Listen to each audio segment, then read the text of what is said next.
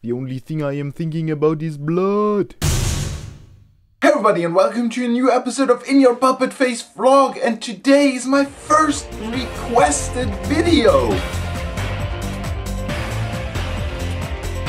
And today's episode is about vampires, fact or myth. And I thought to kick this off I'm going to show you my favorite Twilight scene. When you say you have to leave, you mean... Me and my family. Edward, I'm coming! I don't want you to come. And the first time I ever saw this scene was with a friend, and we were both kind of drunk because both our girlfriends of that time kind of forced us to watch that movie because, well, it's just such a glamorous movie, and we thought, hey, better drunk than not drunk, and, well, we both kind of were. Cheers. When you say you have to leave, you mean... Me and my family. Edward, I'm coming! Oh yeah, she's coming. Oh yeah. I don't want you to come.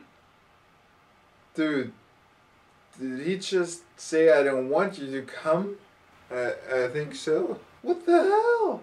Seriously, what the hell?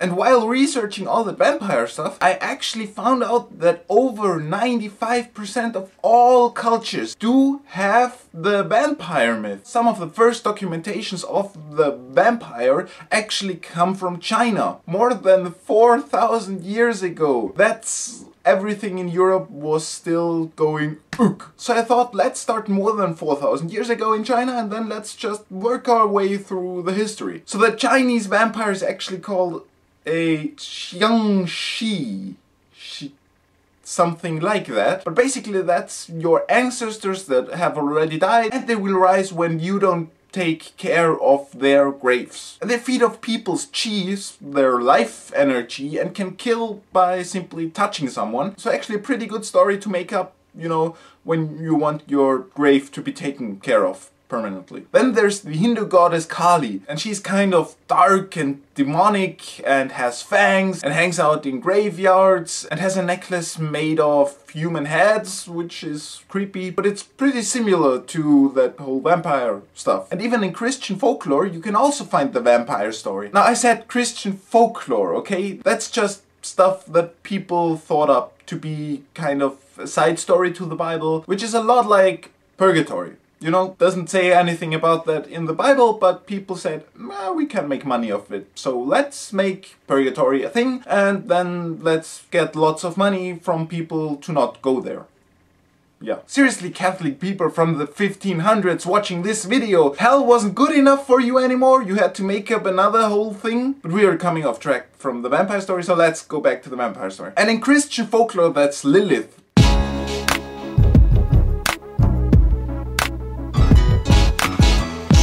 Basically Adam's first wife, and they had a lover's quarrel where she said, no, I want to be on top when we fuck, and he said, no, I want to be on top when we fuck. So they quarreled, and Lilith went out into the world and started sleeping with lots of demons and basically became the world's first, I don't know if I should use that word, slut. This story is absolutely fake, because no man ever went, no, I want to be on top when we do it for the first time. No, I don't want to be on top. I want to hump your brains out. No, I don't want you to hump my brains out. I want to be on top. Well, you can be on top tomorrow. No, I want to be on top today. You know what? I will go out into the world and fuck a lot of demons. Oh, I want to see you try. But that definitely never happened. Okay, so no. But again, back to the vampire story. And those stories were the, let's say, main vampire stories for a couple of thousand years. But what about our modern vampires? Well, I guess the most famous modern vampire will probably be Dracula, based on a story written by Bram Stoker, 1897. Yes, I said we would go chronologically, but, you know, I will go back to Bram Stoker and then back to other people and then front and then do a loopy-loop and continue. So Bram Stoker was a writer and he wrote a whole lot of books, and for the book Dracula he actually researched just a whole bunch of folklore surrounding the whole vampire myth. And the main character of his book should actually have been called Lord Vampire or something like that. And while he was researching all that stuff, he came across the name Dracula. And Bram Stoker thought to himself, oh, thy name is bitchin'. Yes, those were his exact words. Now, through the history, a lot of people tried to hunt down that mythical Count Dracula, but Bram Stoker already found out who Dracula was. So, who was he? Well, the guy that Dracula actually got his name from was actually called Vlad III Draculea. And he was a Romanian voivode, if that's the correct pronunciation. And he lived 1430 till 1476. And he actually has nothing to do with vampires whatsoever, but not mentioning what this guy did would kind of be like not mentioning shoelaces in the invention of shoes, which shoes did not have when they were invented first. But I guess that's for another time. So I'm actually a big fan of Vlad Draculea, because what he did was actually protecting the Holy Christian Empire, more or less, from the Muslim Empire that tried to invade. And he had actually very few men by his side, but he was a great strategic man, military strategician who stopped the invasion of the Ottoman Empire by actually using great psychological warfare by killing his enemies by impalement, which takes a long time to die and is a lot of painful. And a lot of people say that he was such a cruel bastard, but for those times he was actually just a bit above average cruel. And he obviously had a glorious mustache. Well, not that glorious, but there's actually one quite horrible lady that really is the birth mother of this European kind of vampire. And this lovely lady was called Elizabeth Bathory. Actually, she was Countess Elizabeth Bathory de Essed of Hungary, 1560 to 1614. And she was always a bit of a weird kind of lesbian.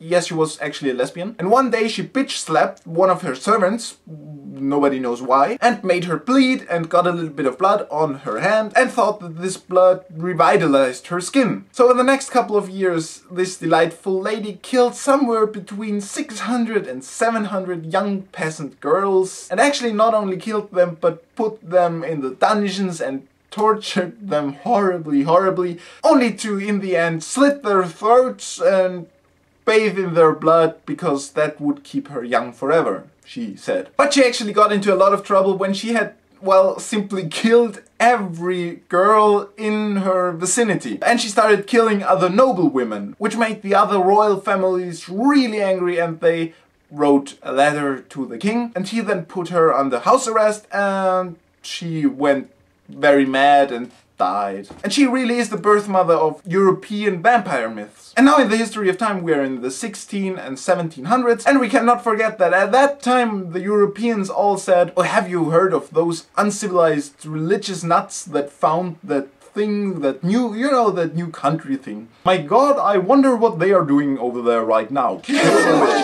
Because that was what was happening in America at that time. Ugh, religious nuts. In Europe, it was so much better. Stake the vampire! Stake him! Just to make myself very clear, at that time, everybody everywhere was going nuts. In America, they were burning witches. In Europe, they were staking vampires. It was an incredible phenomenon of mass hysteria. Everybody believed there were demons and bad forces everywhere. But the vampire myth actually was very much based on a couple of interesting facts. And one of the main facts was that people actually believed vampires were walking around, and so during the daytime they sometimes dug up a grave and looked inside of it. And a lot of corpses had blood flowing out of the mouth and were thicker than before, which is completely normal because your body decomposes and produces a lot of gas, so you will get a lot thicker when you die, and all those gases actually press out blood and stuff out of your nose, out of your ears, out of everywhere. So why didn't people see that before that time? Well, because they weren't looking into the graves. Only when they started to look into the graves for vampires,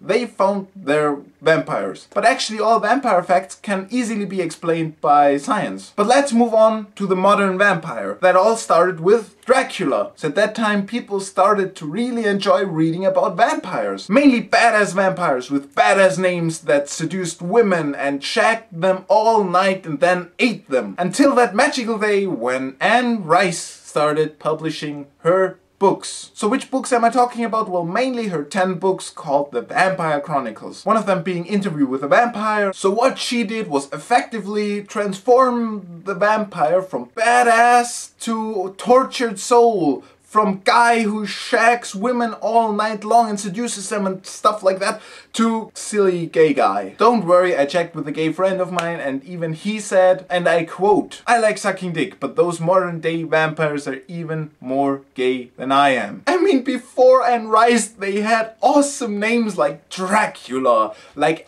Alucard, which was Dracula's son, and then they stopped having cool names and everybody was like, "Stephen got bit by a vampire," and Stephen was all, "Oh, I'm not Stephen anymore. I'm Stefan." Seriously? Stefan? What happens to me when I get bitten by a vampire? Am I Michael? So if we plot the evolution of the vampire for the last couple of years, and this here is time and this here is badassness, then the vampire really got from up here really fucking badass to, I don't know, guy who can't get hard or something like that and whines about it all day long. But everything that I've been talking about so far is just fiction or mythology or stuff like that. But what's with real vampires? Well, actually there's a real vampire culture almost in every big city. And they even have a secret rule book called the Purple Veil or the Black Veil or I'm a Vampire, 10 Easy Steps to Get Laid. And the first rule of Vampire Club is you do not talk about Vampire Club. The second rule of Vampire Club is you do not talk about Vampire Club. And the third rule of Vampire Club is never give head with your fake teeth still in your mouth, okay? That's actually that's rule number 1. Danger, danger, danger. And in the last couple of years it's actually gone from really a secret club to more of be discreet about your vampire club. Really? You're discreet about your vampire club activities? Because oh no, I could never believe. Really? Those people? No! I mean, nothing against you dressing up like that, but discreet? And the thing is that it's actually psychic vampires that live off other people's chi. And there are actually very dangerous individuals that don't really know that they are psychic vampires. Because sometimes you will talk to people and then you will feel kind of energyless and stuff like that. And just one little piece of information for all you psychic vampires. Those aren't psychic vampires. Those are assholes. Douchebags. Many names do they have and enjoy, but vampire? Really? Plus one thing that you probably won't believe me, those psychic vampires actually still have to eat food. And they don't have any problems with sun. Actually, in their physiology they are 100% like humans. And they don't necessarily have to suck chi, I guess. And even if those vampires have to suck chi, then I'm pretty happy I'm not a vampire. Because being exactly like humans, but you also have to go out and suck chi from people who are willing to let you suck their chi, that sucks. That really does suck. Think about it.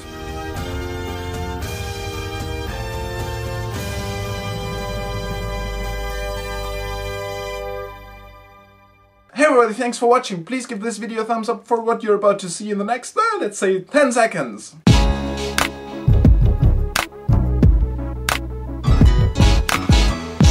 Also please leave a comment on your preferences when it comes to vampires. More of the badass Dracula type, or do you really like that vulnerable, whiny type that won't have sex with anybody because he has a purity ring? I'm really curious. Please leave a comment. And as always, please...